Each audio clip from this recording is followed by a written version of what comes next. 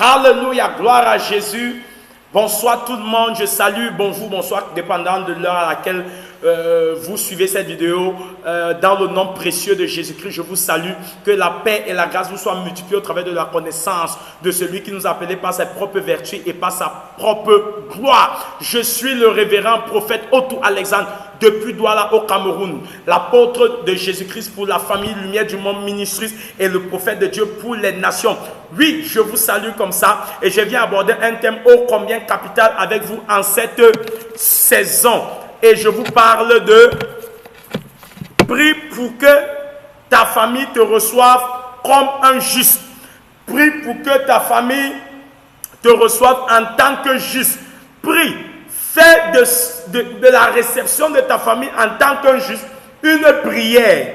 Je passe dans les émissions radio et télévision et télé, je reçois des coups de fil, des appels des gens. La plupart des personnes sont préoccupées par le bonheur de leur famille. Ils appellent, prient pour ce frère qui est aux États-Unis, qui souffre, cette soeur qui est ici, ce frère qui est ici, mon cousin, ma mère, mon frère, ma soeur. Donc notre bonheur est souvent conditionné par le bonheur des membres de nos familles, nos parents, nos frères, nos soeurs, nos maris, nos épouses. Alléluia. Donc c'est donc quelque chose de capital pour nous de voir le bonheur dans la vie. Mais je vous dis, au lieu de prier pour que ta grande soeur reçoive un mari, ton grand frère prospère, ton père, ta mère, au lieu de faire toutes ces prières où tu demandes la bénédiction de Dieu dans la vie, tu ferais mieux de prier pour qu'il te reçoive, toi qui as donné ta vie à Jésus-Christ en tant qu'un juste.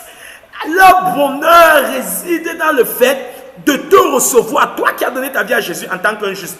Allons dans la Sainte Bible, dans la parole de l'Éternel, nous allons lire la version 8 secondes, Matthieu chapitre 10, le verset 41, qui dit ceci. Celui qui reçoit un prophète en qualité de prophète recevra une récompense de prophète. Celui qui reçoit un juste en qualité de juste recevra une récompense de juste. Alléluia. Donc, celui qui reçoit un prophète dans son office de prophète reçoit la bénédiction de prophète, pas la bénédiction prophétique.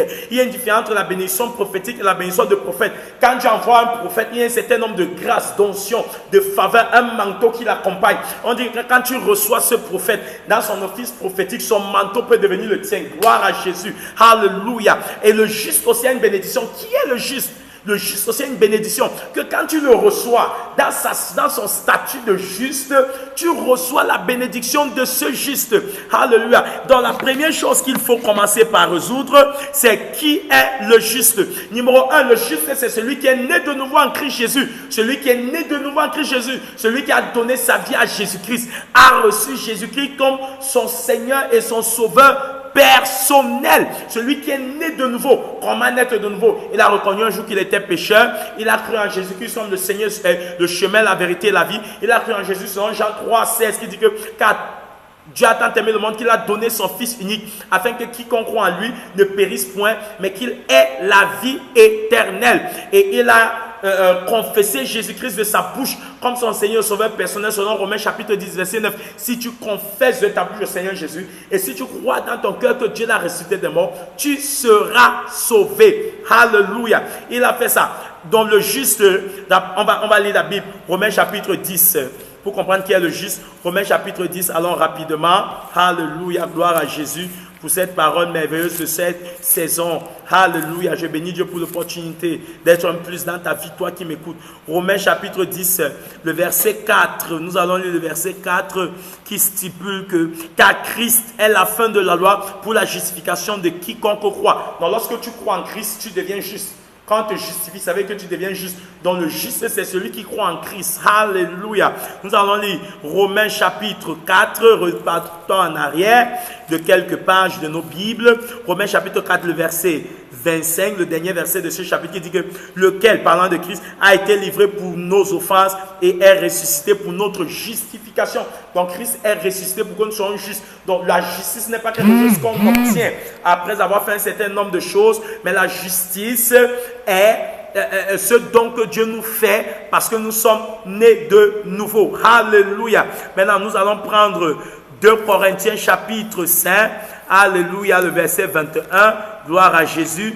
2 Corinthiens 5, verset 21 qui dit que celui qui n'a point connu de péché parlant de Jésus, il l'a fait devenir péché. Alléluia. Pour Et il nous a fait devenir plus péché pour nous, afin que nous devenions en lui la justice de Dieu. Non, nous sommes la justice de Dieu. Non, lorsque tu reçois Christ dans ta vie, lorsque tu es né de nouveau, tu es la justice de Dieu. Alléluia. Maintenant, il faut comprendre quelle est dans cette bénédiction qui est pour le juste.